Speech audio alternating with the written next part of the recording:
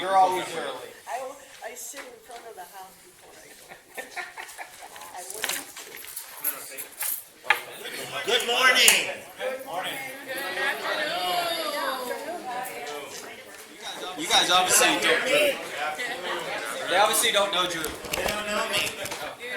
You don't know me? Good morning. Good morning. Good after morning, KW family. How are we today? Are you fired up and excited about this settlement? Yes. Are you excited? You know, I'm excited. You know why I'm excited? I just had a broker call this morning with a bunch of brokers, and they're all shaking in their boots. That's why I'm excited. Because guess who's not shaking in their boots? KW is not shaking in the boots. You know why we're not shaking in the boots? Because we're educated. And when we're educated, that allows us to have the power to change the conversation and educate the public, and that's going to put who in control? Say it loud and proud. It's going to put us in the driver's seat. Yes or yes? Yes. Okay, so today, what we're going to do is we're going to dive into the BRC. The Bacon Ranch. What's that burrito? El Pollo Loco? Chipotle. No, we're not doing the El Pollo Loco thing. We're going to do the BRBC. So, here's what I love about this, you guys. For decades, NAR has fought to maintain the fact that professional realtors should always be representing buyers. And for the first time, when everybody else is scared, I'm here to tell you this is good news for us. Because now, for the first time, we are actually going to solidify that relationship. How many of you have gone out and showed buyers homes?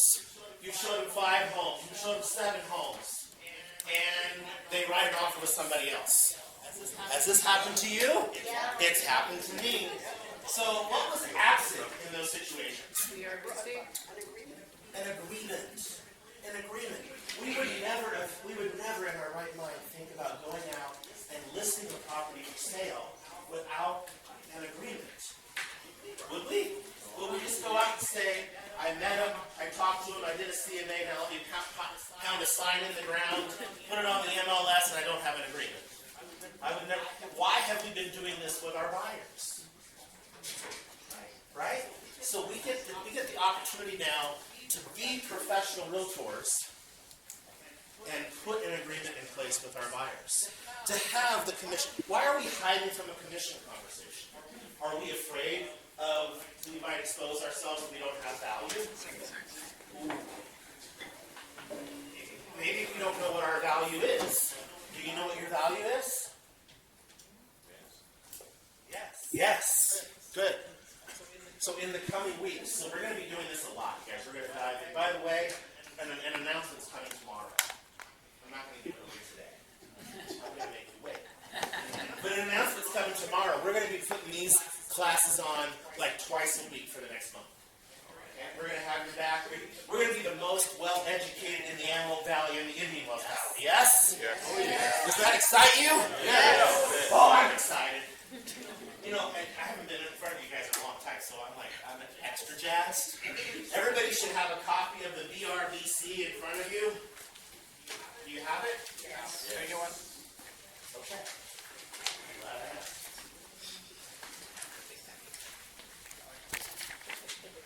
Anybody else need a copy? The form that's on the screen. What is this form that's on the screen?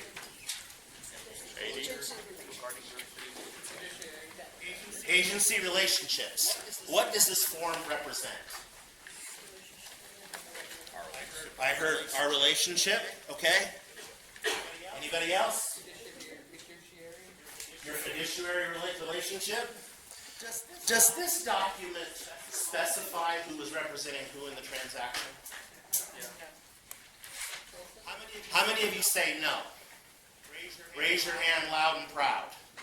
How many of you say, yes, it does solidify the relationship between who's representing who in the transaction? Okay, and a lot of you didn't raise your hand, so you're too scared to commit. I get it. Are we talking about the BRBC or the? We're talking about the page 1, which is the agency relationship, which is in front of you, right? On this screen, agency relationships. Are we on the same page? Are we good? Yes. If you're there, say aye. Aye. Okay, now we can move forward.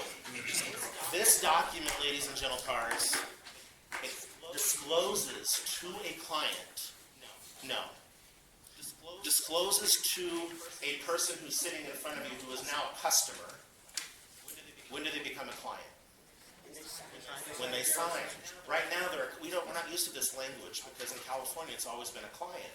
The reality is they're a customer until they sign a document that becomes a client relationship. So this is how you're going to view this. When you're sitting down in front, why is this the first page of any contract or listing agreement? Why is this the first page? What would be the reason for that? Fill them on? You have to disclose the agency relationship to disclose that you are like one of the hands that is representing the broker on this transaction. You have to disclose it before you do anything else. In fact, the DRE says you're not allowed to have your client sign anything or a customer sign anything until they have acknowledged receipt of this. This does not. This does not. They say you have to say something 8 times before it sticks.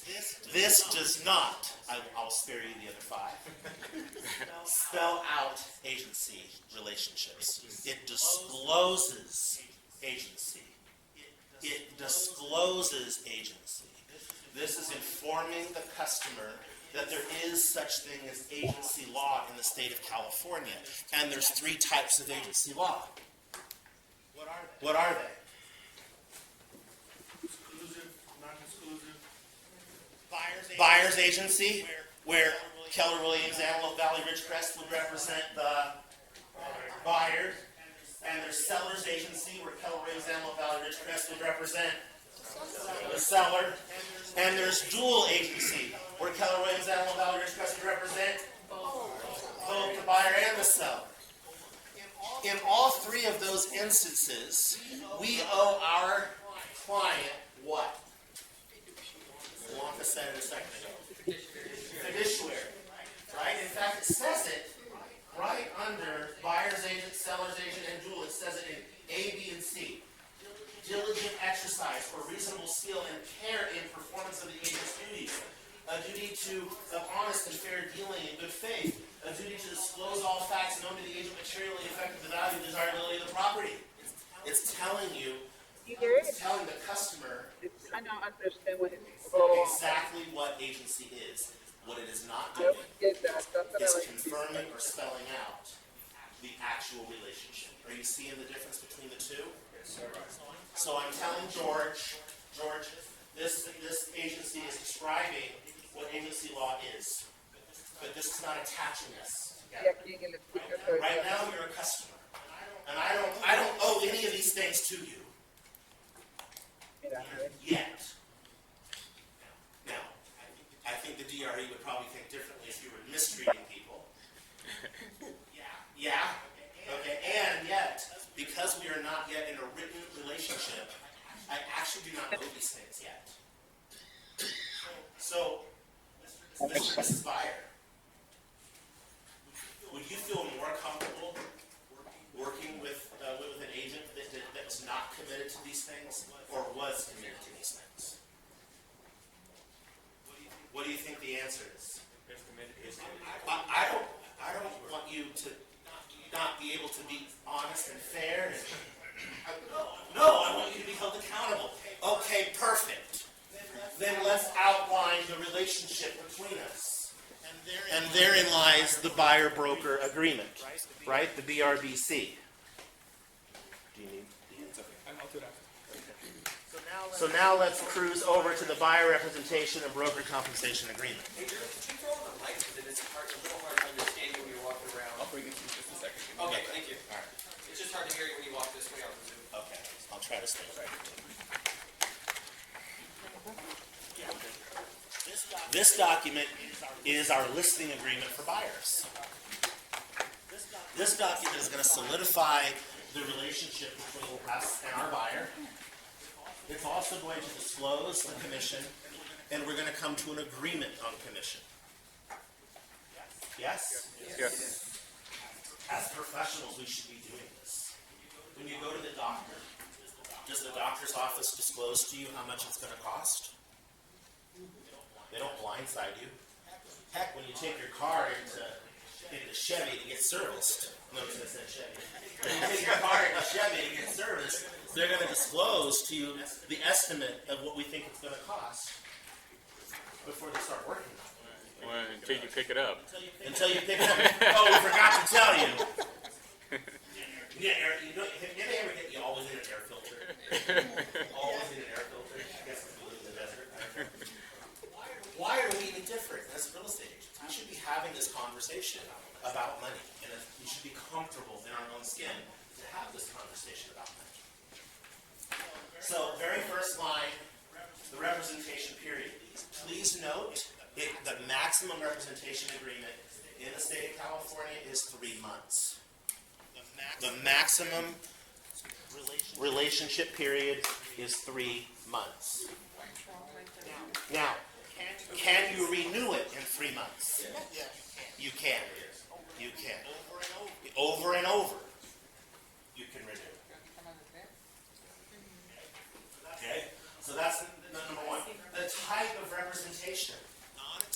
Non-exclusive or exclusive. Okay, so now, what's the difference between these two things? Only want exclusive. Here you go.